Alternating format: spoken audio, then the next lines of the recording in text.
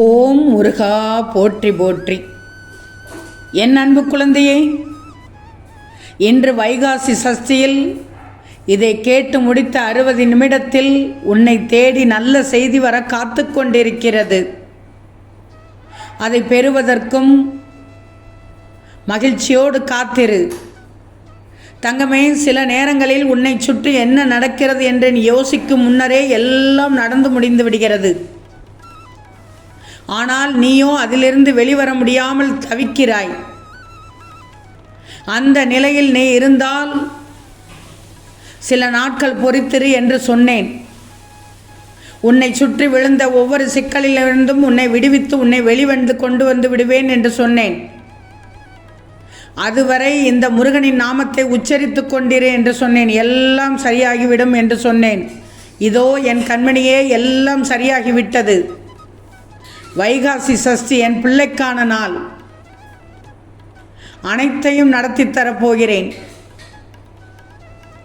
நீ என் முன் ஏற்றிய தீபத்தையும் நான் மகிழ்ச்சியோடு ஏற்றுக்கொண்டேன். உன் கண்களில் இருந்து விழுந்த ஒவ்வொரு துளி கண்ணீருக்கும் கண்டிப்பாக நான் பதில் தருவேன் என்று சொன்னேன். இதோ தரப்போகிறேன் தங்கமே. இன்று அருமையான நாளாக உனக்கு விடிந்துள்ளது. நடந்து கொண்டிருப்பது எல்லாம் இந்த திருச்செந்தூரின் முருகனின் செயல்.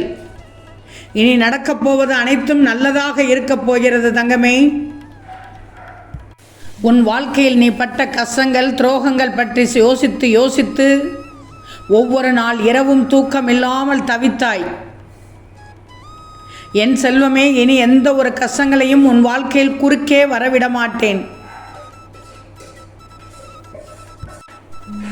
ஒன்று சொல்கிறேன், கேட்டுக்கோ. ஒருவர் உங்களை குறை சொன்னால் கலங்காதீர்கள்.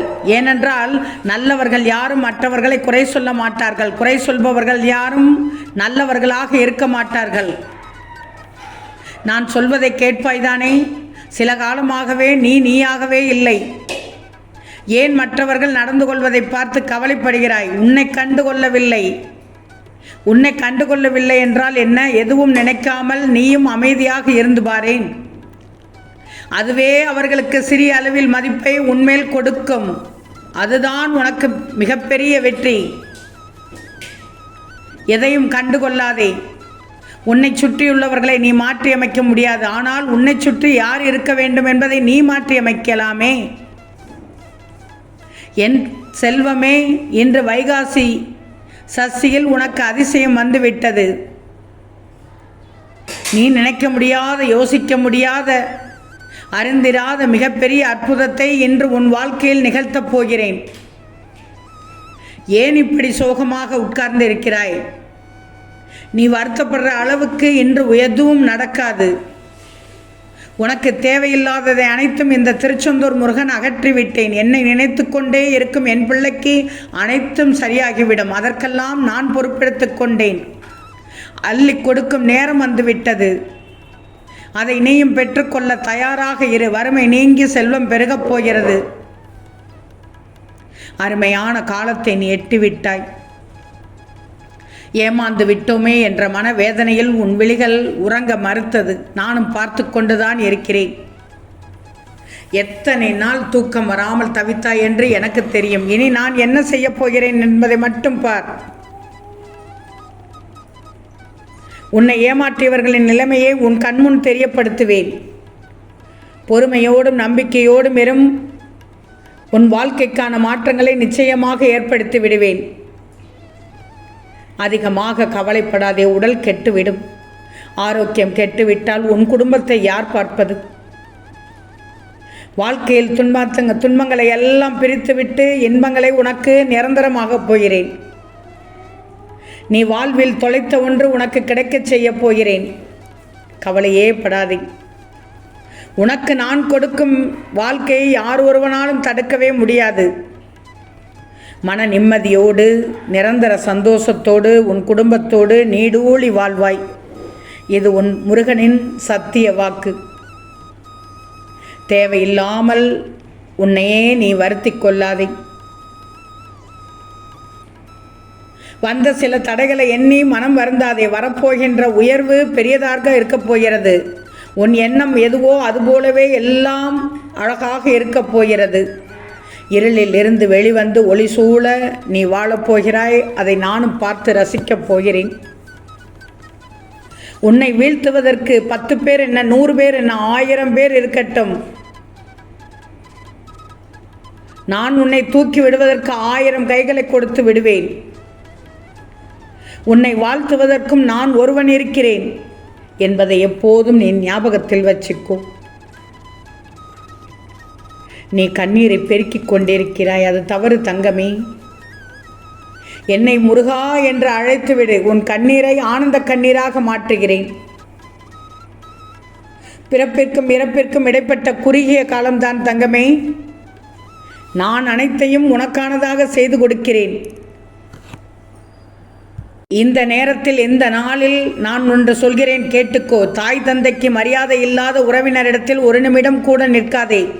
அவர்களுக்கு இல்லாத மதிப்பு உனக்கு எங்கே கிடைக்கும்? அந்த உறவை தூக்கி எறிந்துவிடு. நீ பெருமையோடு நட, உனக்கு உன் தாய் தகப்பன் இருக்கிறார்கள் என்று. அதையும் தாண்டி இந்த திருச்செந்தூர் முருகன் இருக்கிறேன். உனக்கான நேரம் வந்தது. யாரை தேடியும் எதை தேடியும் நீ போக வேண்டாம். இனி உன்னை தேடியே அனைத்தும் வரும்.